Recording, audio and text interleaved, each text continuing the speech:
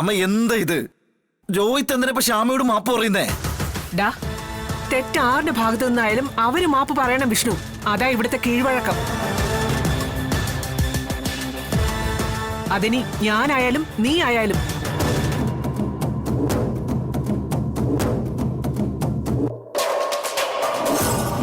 പറയടാ.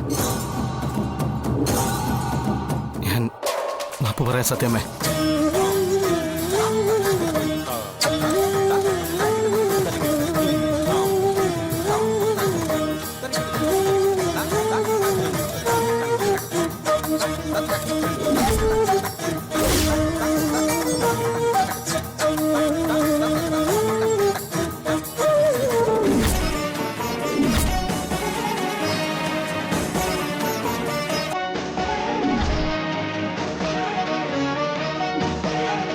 ഞാൻ ചെയ്തു പോയ തെറ്റിനെല്ലാം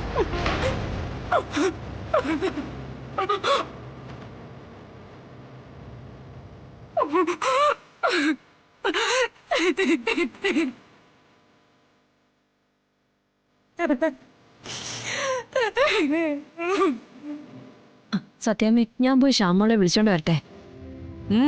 അല്ല, രോഹിത് സാറിനെ കൊണ്ട് മാപ്പ് പറയിപ്പിക്കണ്ടേ? വേണ്ട, ഇങ്ങ് വാ. മാപ്പ് പറയുന്നതിന് മുൻപേ അവൾ ഇവനോട് ക്ഷമിച്ചു കഴിഞ്ഞു. അതാണ് ഒരു പെണ്ണിന്റെ മനസ്സ്. കഴുത്തിൽ താലി കെട്ടിയ ആളോട് പിണക്കവും പരിഭവവും ഒന്നും വെച്ചോണ്ടിരിക്കാൻ പറ്റില്ല ഒരു പെണ്ണിന്. ദേ, ഇനി ഇത് ആവർത്തിക്കരുത്.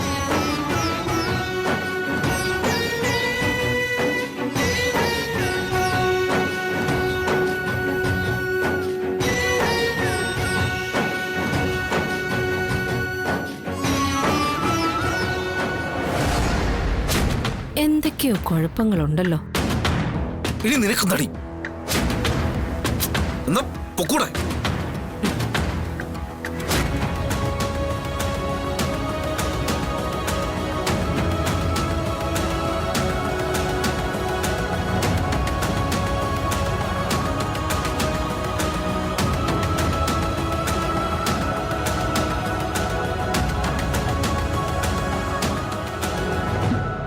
മാപ്പ് രോഹിത്.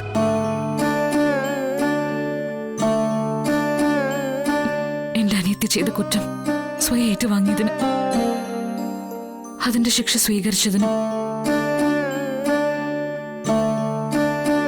പക്ഷെ എല്ലാത്തിനും ഉത്തരവാദി അവളായിരുന്നിട്ടും അവളുടെ മുന്നിൽ മാപ്പ് പറയാൻ തയ്യാറായതിന്. അത് ഞാൻ ശാരദമ്മയ്ക്ക് കൊടുത്ത വാക്കാ ശാലിനി. അവളൊരു സങ്കടം അറിയില്ലെന്ന്, ചെയ്യുന്ന കൊച്ചു കൊച്ചു തെറ്റുകളൊക്കെ ക്ഷമിച്ചോളാന്ന്. അവള് നേർവഴിക്ക് വരും വരെ കാത്തിരുന്നോളാന്ന്.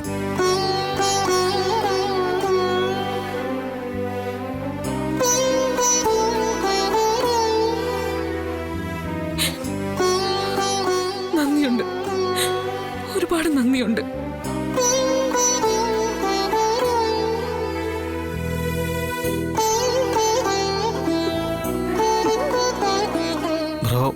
ഞാൻ ഇത്രയൊക്കെ സ്നേഹിച്ചിട്ടും അത് തിരിച്ചറിയുന്നില്ലല്ലോ ശ്യാമ.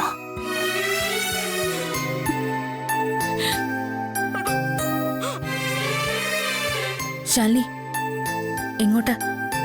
ശ്യാമയൊന്ന് കാണാൻ. വേണ്ട, കുറ്റബോധത്തിന്റെ ഒരു മഞ്ഞുമല ഉണ്ടാവും ഇപ്പൊ അവളുടെ ഹൃദയത്തിനുള്ളിൽ. കണ്ണീരിൽ അത് ഒഴുകി പോകുന്നതിനിടെ രോഹിത്തിനോടുള്ള ദേഷ്യവും പകയും ഒക്കെ ഒഴുകി പോകുന്നെങ്കിൽ അങ്ങ് പോട്ടെ.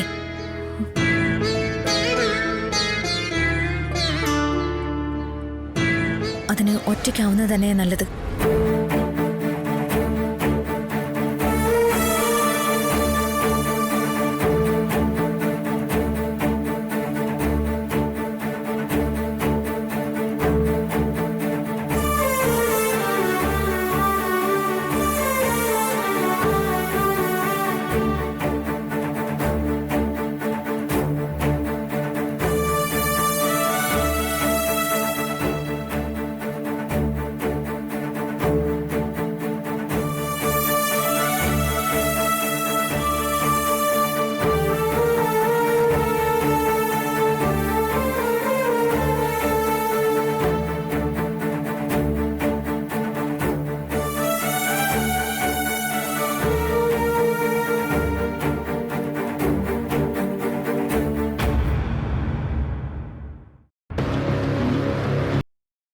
ചിക്കൻ ബിരിയാണി വേണമെന്ന് ശ്യാമ തന്നെയാണ് പറഞ്ഞെന്നാണോ നീ പറയുന്നത്? അതെ മാഡം, എനിക്ക് ഉറപ്പാ. എന്നിട്ടും രോഹിത് അത് ഏറ്റെടുത്തു? അതെ മാഡം.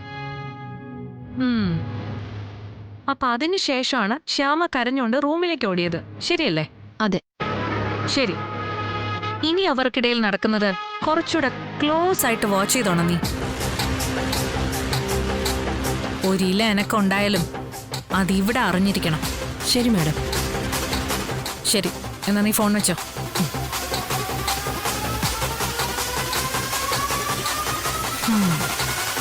നിനക്കെന്തു തോന്നുന്നു? അമ്മ പറഞ്ഞതുപോലെ തന്നെ എനിക്കൊരു സംശയം തോന്നി. അതൊന്ന് ഉറപ്പിക്കാനാ ഞാൻ പങ്കജത്തെ വീണ്ടും വിളിച്ചത്. അമ്മ പറഞ്ഞത് ശരിയാ, ശ്യാമയ്ക്ക് അങ്ങോട്ടൊരു സോഫ്റ്റ് കോർണർ ഉണ്ടായിട്ടുണ്ട്. അതിന്റെ തെളിവാ അവളുടെ ഈ പൊട്ടിക്കരച്ചിൽ. പാവമായിട്ട് അഭിനയിച്ച് സ്നേഹം പിടിച്ചു പറ്റാൻ മിടുക്കനാ എന്റെ മുൻ ഭർത്താവ് രോഹിത്. ആരെ അവൻ വീഴ്ത്തിക്കളയും. അമ്മയുടെ മരണത്തിന്റെ കാർഡ് ഇറക്കി സത്യഭാമയുടെ സ്വത്തിന്റെ പാതി സ്വന്തമാക്കിയ മിടുക്കനല്ലേ. അവനാണോ ഒരു കൊച്ചു പെണ്ണിനെ വീഴ്ത്താൻ ബുദ്ധിമുട്ട്? പക്ഷേ അത് അപകടമാണല്ലോടി.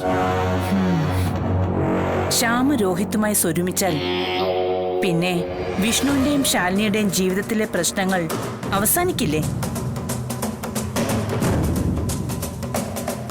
സത്യഭാമ ശാലിനിയെ സിവിൽ സർവീസ് ഇന്റർവ്യൂവിന് വിടാനും അത് പാസ്സായി അവള് മസൂറില് ട്രെയിനിങ്ങിന് പോകാനും വരെ സാധ്യതയുണ്ട്. ആ സമയത്ത് ഞാൻ സെൻട്രൽ ജയിലിൽ കിടന്ന് നരകിക്കണം അല്ലേ? അമ്മ നെഞ്ചു പൊള്ളിക്കാതെ ഇതിനൊരു പോംവഴി എന്താന്ന് വെച്ചാ പറ.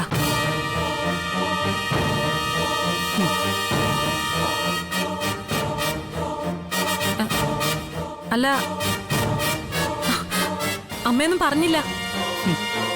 ഒരു വഴിയേ ഉള്ളൂ.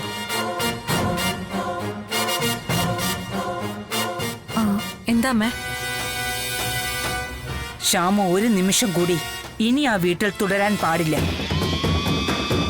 അവളെ അവിടുന്ന് സത്യഭാമ തന്നെ അടിച്ചു പുറത്താക്കണം എന്നേക്കുമായി. അതിനൊരു വഴി പറയാമേ. ശാലിനിയും വിഷ്ണുവും രോഹിത്തും ഒക്കെ കൂടി തന്നെ കബളിപ്പിക്കുകയായിരുന്നുവെന്ന് സത്യഭാമ തിരിച്ചറിയണം. ശ്യാമ ഒരിക്കലും രോഹിത്തിനെ സ്നേഹിച്ചിട്ടില്ല എന്നും ഇനി സ്നേഹിക്കയില്ല എന്നും അവർ ധരിക്കണം.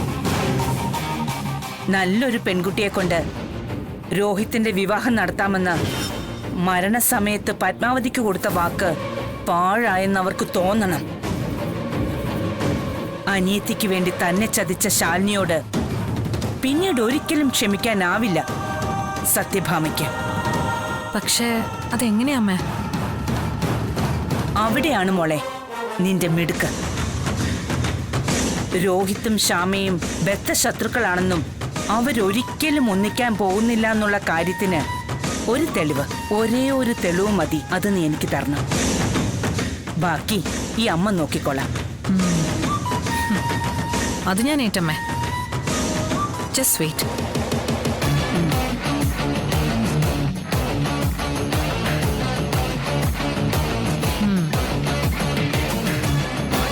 മകനും മരുമകളും ഒക്കെ കൂടി നെഞ്ചത്താ കത്തി കുത്തി നിർത്തിയിരിക്കുന്നെന്ന് അവർക്ക് ബോധ്യപ്പെടണം.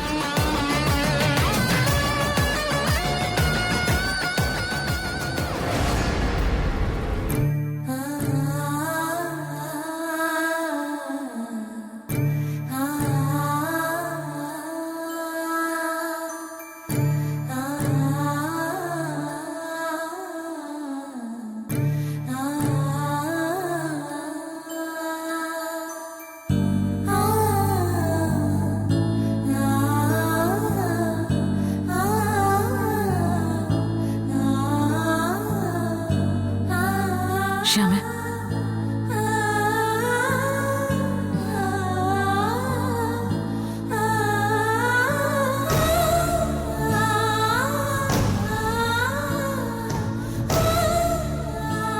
കഴിഞ്ഞതൊന്നോർത്ത് വിഷമിക്കണ്ട.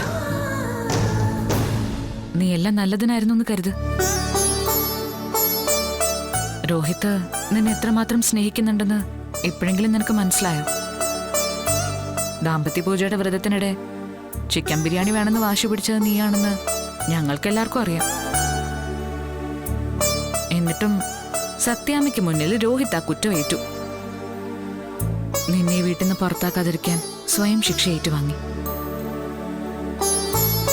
നീ ചെയ്ത തെറ്റിന് നിന്നോട് മാപ്പ് പറയാൻ വരെ തയ്യാറായി. ഇതല്ലേ ഒരു പെണ്ണിന്റെ ഏറ്റവും വലിയ ഭാഗ്യം. അവള് ചെയ്ത തെറ്റുകൾക്ക് വേണ്ടി പോലും അതിന്റെ കുറ്റം ഏൽക്കാനും ശിക്ഷ അനുഭവിക്കാനും വേണ്ടി വന്നാൽ മാപ്പ് പറയാൻ വരെ അവളുടെ പുരുഷനുണ്ടാവുക. മറ്റാരുടെയും കുറ്റവിചാരണയ്ക്കോ വിധി തീർപ്പുകൾക്കോ അവളെ വിട്ടുകൊടുക്കാതിരിക്കുക. എത്ര വലിയ കൊടുങ്കാറ്റിലും പേമാരിയിലും കപ്പലിളഞ്ഞാലും ഒരു രക്ഷാകവചം തീർത്തോളും അവൻ ചുറ്റിനും. എടി, എത്ര പെണ്ണുങ്ങൾക്ക് കിട്ടും ആ ഭാഗ്യം? ശ്യാമേ, നിക്ക്, ഞാനൊന്ന് പറയട്ടെ. എടി, ഈ ഭാര്യമാർക്ക് ഒരു വിലയില്ലാത്ത നാടാ ഇത്. അവളുടെ ത്യാഗങ്ങൾക്കോ സഹനങ്ങൾക്കോ സ്നേഹപൂർവ്വം ഉള്ളൊരു വാക്കോ പുഞ്ചിരിയോ ഒന്നും കിട്ടാറില്ല. അപ്പോഴാ രോഹിത്തിനെ പോലെ ഒരാളെ ഭർത്താവായി കിട്ടിയതിൽ നീ അഭിമാനിക്കേണ്ടത്. എടി, കയ്യിലിരിക്കുന്നത് മാണിക്യമാണെന്ന് തിരിച്ചറിയാനുള്ള കഴിവില്ലെങ്കിൽ അത് വേറൊരു കല്ല് മാത്രം. അതിന് അർഹിക്കുന്ന വില കിട്ടാതെ പോവും, കല്ലിനും അത് കയ്യിൽ വെക്കുന്ന ആൾക്കും. നിങ്ങളിപ്പോ ജീവിതം തുടങ്ങിയതല്ലേ ഉള്ളൂ. വഴക്കിട്ടും പിണങ്ങിയിരുന്നും പാഴാക്കാനുള്ളതല്ല അതിലൊരു ദിവസം പോലും. നഷ്ടപ്പെട്ട ദിവസങ്ങളെക്കുറിച്ച് ഓർത്ത് പിന്നീട് ദുഃഖിക്കേണ്ടി വരരുത്. അതെ,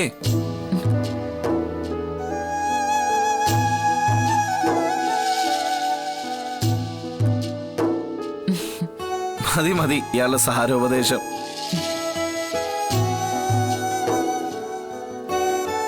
എടോ, ചില സ്ഥലത്ത് നമ്മൾ ഒരുപാട് സംസാരിക്കുന്നതിനായിട്ട് നല്ലതേ ഒന്നും സംസാരിക്കാതിരിക്കുന്ന. ഞാനിവൾക്ക് ചില കാര്യങ്ങൾ പറഞ്ഞു കൊടുത്തേ ഉള്ളൂ. എടോ, ഇനിയിപ്പോ അതിനൊന്നും ആവശ്യമില്ലല്ലോ. രണ്ടാൾക്കും അങ്ങോട്ടും ഇങ്ങോട്ടും നന്നായിട്ട് മനസ്സിലായിട്ടുണ്ട്. മനസ്സുകൊണ്ടുള്ള തിരിച്ചറിവാണ് ഏറ്റവും വലിയ പ്രധാനം. അല്ലടോ രോഹിത്?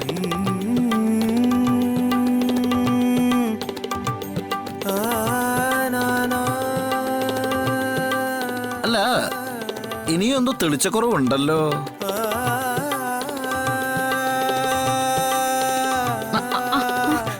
അതെ വിഷ്ണുട്ടാ, ഇപ്പോഴേ ഈ കാർമേഘങ്ങളൊക്കെ നീങ്ങി അന്തരീക്ഷം ഏതാണ്ട് തെളിഞ്ഞ മട്ട. പക്ഷേ ചെറിയൊരു തടസ്സമുണ്ട്. ഏയ്, അതെന്താന്നല്ലേ ചോദിക്കണേ? ആ, കല്യാണം കഴിഞ്ഞവരിവിടെ വന്ന ശേഷം ഇവർക്കൊന്ന് സമാധാനമായിട്ട് ഒരിടത്തിരിക്കാൻ കഴിഞ്ഞിട്ടുണ്ടോ വിഷ്ണുട്ടാ? അതെ, പൂജയും ഹോമവും പ്രാർത്ഥനയും ഒക്കെ ആയിരുന്നില്ലേ? ആ, എന്നാ പിന്നെ നമുക്ക് ഒരു ഹണിമൂൺ ട്രിപ്പ് അങ്ങ് പ്ലാൻ ചെയ്താലോ? ഊട്ടി, കൊടൈക്കനാല്, അങ്ങനെ എന്തെങ്കിലും പാക്കേജ്. എവിടെ പോവാ? അവിടെ നിൽക്ക്, പറയട്ടെ. അതെ, തൽക്കാലം അത്രയും ദൂരൊന്നും പോകേണ്ട ആവശ്യമില്ല. നമുക്ക് ഇവിടെ അടുത്തെവിടെയെങ്കിലും. ഈ മൂടിക്കെട്ടിയ അന്തരീക്ഷത്തിൽ നിന്ന് ഇവരുടെ മനസ്സൊന്ന് മാറിക്കിട്ടണം. ഞാൻ അത്രേ ഉദ്ദേശിച്ചുള്ളൂ. പിന്നെ നമുക്ക് ആ ടൂറിസ്റ്റ് വില്ലേജിലേക്ക് പോവാം.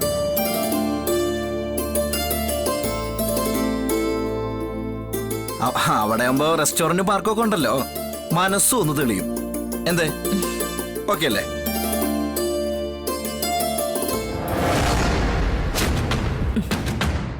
ആ, എന്താ പങ്കജം? അല്ല, ചായ മറ്റോ കുടിക്കാൻ വേണോന്ന് ചോദിക്കാൻ.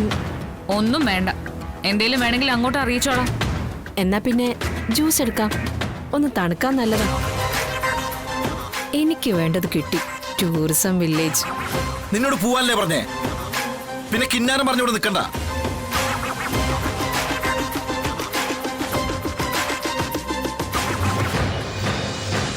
ഈ അമ്മ ഓരോന്നര ജോലിക്ക് വെക്കും.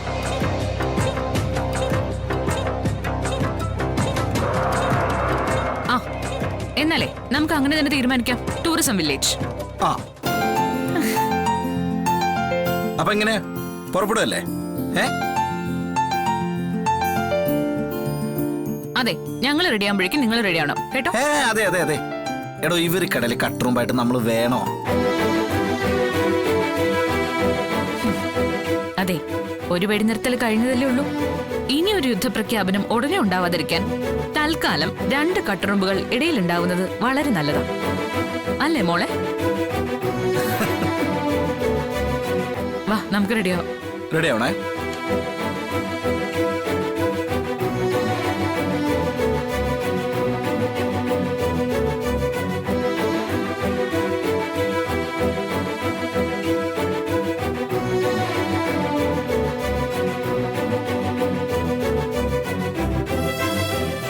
താങ്ക്സ്. അതിന്റെ ഒന്നും ആവശ്യമില്ല. സത്യമ്മയുടെ ശിക്ഷയെന്ന് എന്നെ നിങ്ങൾ രക്ഷിച്ചതിനോ സ്വയം കുറ്റയേറ്റതിനോ അല്ല ഈ താങ്ക്സ്. എല്ലാം കഴിഞ്ഞിട്ടും തെറ്റ് ചെയ്തത് ഞാനാണെന്നും നിങ്ങൾ ത്യാഗം ചെയ്ത് കുറ്റം ഏൽക്കുകയായിരുന്നെന്നും മറ്റുള്ളവരുടെ മുന്നിൽ വിളംബരം ചെയ്തതിന്. അങ്ങനെ സ്വയം ത്യാഗിയായ ഒരു ഭർത്താവിന്റെ വേഷത്തിൽ സഹതാപ തരംഗം പടർത്തുന്നതിന്.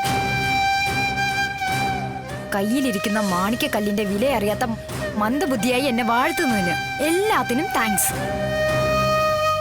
എന്നോടുള്ള സ്നേഹം കൊണ്ടാ നിങ്ങൾ കുറ്റയേറ്റതെന്ന് ഞാൻ വെറുതെ മോഹിച്ചു. ഒഴുക്കിക്കളഞ്ഞ കണ്ണീര് പാഴായി പോയിന്ന് എനിക്കിപ്പോ മനസ്സിലായി.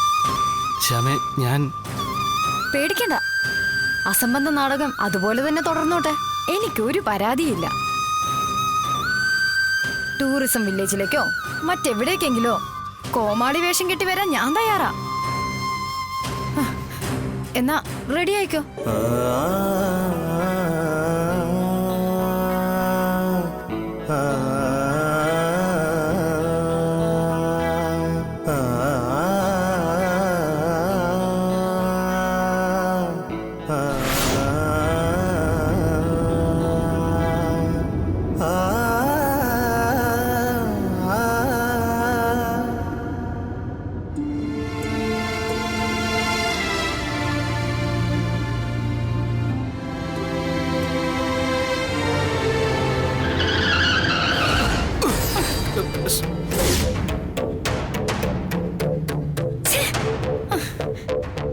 സോറി. എന്താ? എന്റെ ദേഹത്ത് വന്നിടിച്ചു. Tanker lorry ഒന്നല്ലോ, രോഹിത്തല്ലേ? എനിക്കതൊക്കെ ബുദ്ധിമുട്ടാ.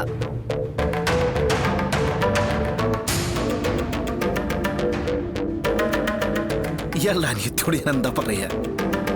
ശ്യാമേ, നീ ഒന്നും മിണ്ടാതിരുന്നേ. ആരെങ്കിലും കേട്ട നാണക്കേടാ.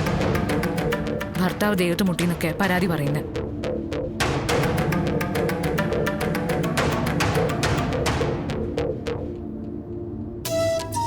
മര്യാദയ്ക്ക് സീറ്റ് ബെൽറ്റ് ഇട്ടിരുന്നു ഒരു ഭർത്താവ്.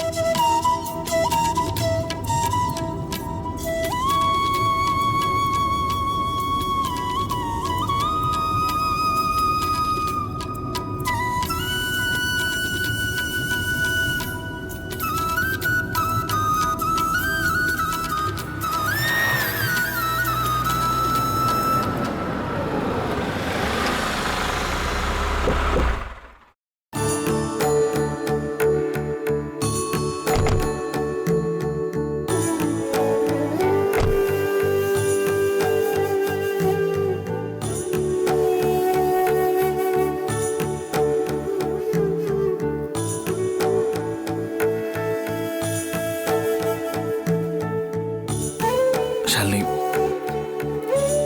ശ്യാമ,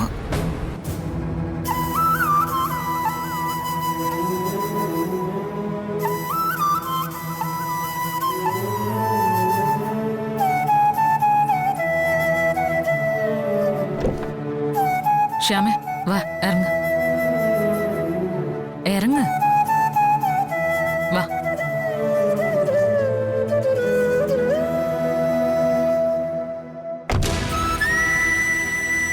എടി, എന്താ ഇത്? നിങ്ങൾക്കിടയിലെ പ്രശ്നങ്ങൾ തീർക്കാൻ വേണ്ടിയല്ലേ ഇങ്ങോട്ട് കൊണ്ടുവന്നത്? അതിനിടയിൽ നീ ഇങ്ങനെ പിണങ്ങി മാറിയിരുന്നാലോ? പിണക്കൊന്നും അല്ല കുഞ്ഞേച്ചി, കുറ്റബോധം കൊണ്ടാ. ശാലിനി, ഇവർക്കിടയിൽ ഇപ്പൊ നമ്മളാ ശരിക്കും തടസ്സം. അവര് മനസ്സോർന്നൊന്ന് സംസാരിക്കട്ടെ, അപ്പൊ അവരുടെ പ്രശ്നങ്ങളെല്ലാം തീരും. അല്ല രോഹിത്തെ?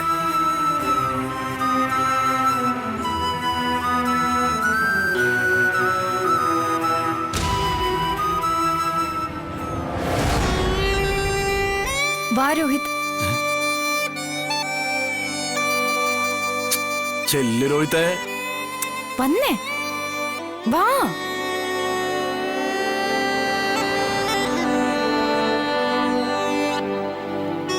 കണ്ടോ ശാലിനി, എനിക്ക് തോന്നുന്നത് അവരുടെ ജീവിതത്തിലെ പ്രശ്നങ്ങളെല്ലാം തീർന്നെന്നാ.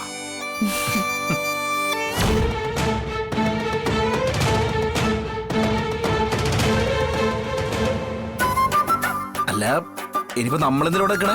അവർക്ക് അവരുടെ ലോകം, നമുക്ക് നമ്മുടെ ലോകം. വരൂ, നമുക്ക് നമ്മുടെ ലോകത്തേക്ക് പോവാം. വാ.